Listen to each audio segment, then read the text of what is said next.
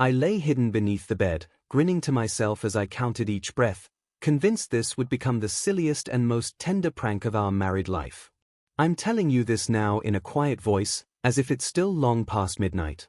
I had crawled under there only moments earlier, my suit jacket tossed carelessly over a chair, my pulse still racing from the wedding ceremony. All I wanted was to hear her laugh, to jump out and say, "Got you. This is how our forever starts." I had no clue how completely everything was about to fall apart. The door eased open. From my low hiding place, I noticed shoes first, neatly shined, unfamiliar. My grin locked in place. That laugh wasn't hers. Those footsteps didn't belong to her either. I stayed perfectly still, convincing myself my imagination was running wild, that my nerves were getting the better of me. Then a stranger's voice spoke, asking softly, "Are you sure this is all right?" My stomach plunged, the way it does when you misjudge a step on the stairs. My wife replied, her voice unsteady. She said she didn't know what else to do. What I heard wasn't terror, it was fatigue and disorientation. I remained frozen, dust grinding into my cheek, my heart thudding so loudly I was sure it echoed through the room. Every part of me wanted to crawl out and demand answers, but I couldn't move an inch. A heavy silence followed, the kind that seems endless. Then the other person said kindly, "You don't owe me an explanation." Something split open inside my chest. Explain what? And to who? I clenched my hands until my nails bit into my skin, trying to understand a moment that had suddenly grown far more serious than a poorly timed joke. Memories flashed through my mind, those months before the wedding, the evenings she grew distant, the blank stare she'd wear while we planned our life together.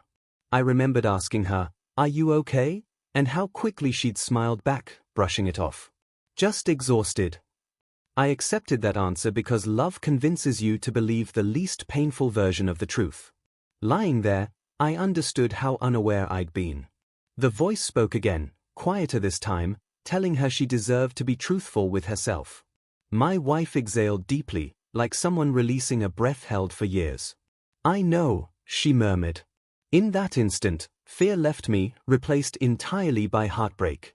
I slid out from beneath the bed slowly, not in fury, but wrapped in an empty calm. "Honest about what?" I asked. Both of them startled.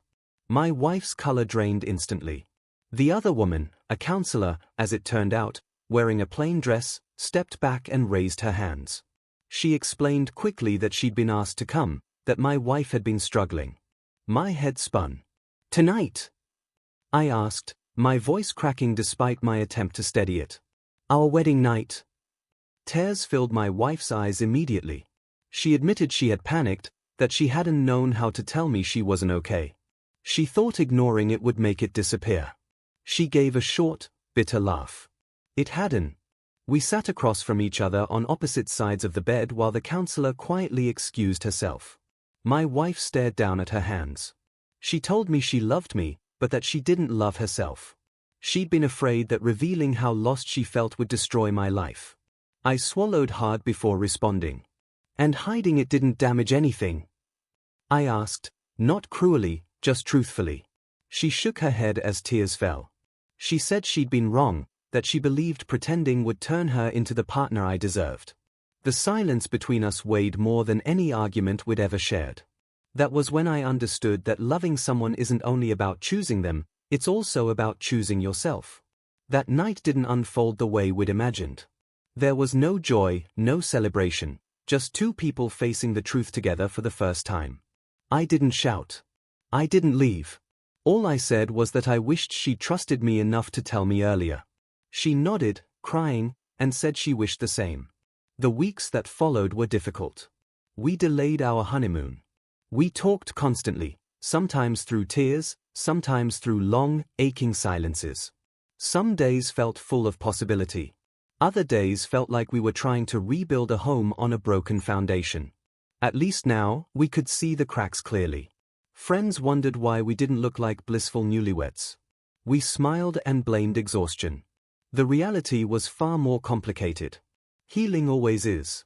There were nights I lay awake questioning whether love was supposed to feel this painful, wondering if I'd chosen wrong. And there were mornings when she looked at me as if I were the last safe place she had.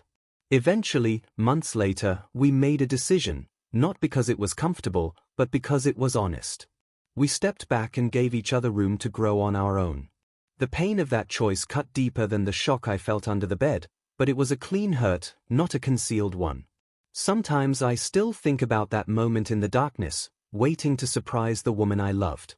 I used to believe surprises were meant for laughter. Now I understand that life's greatest surprise is the truth. When it finally enters the room, ready or not, she didn't betray me that night. She showed me who she really was. And from the ruins of a failed joke and a broken dream, I learned something I'll never forget. Love can endure many things, but only when honesty is present from the very start.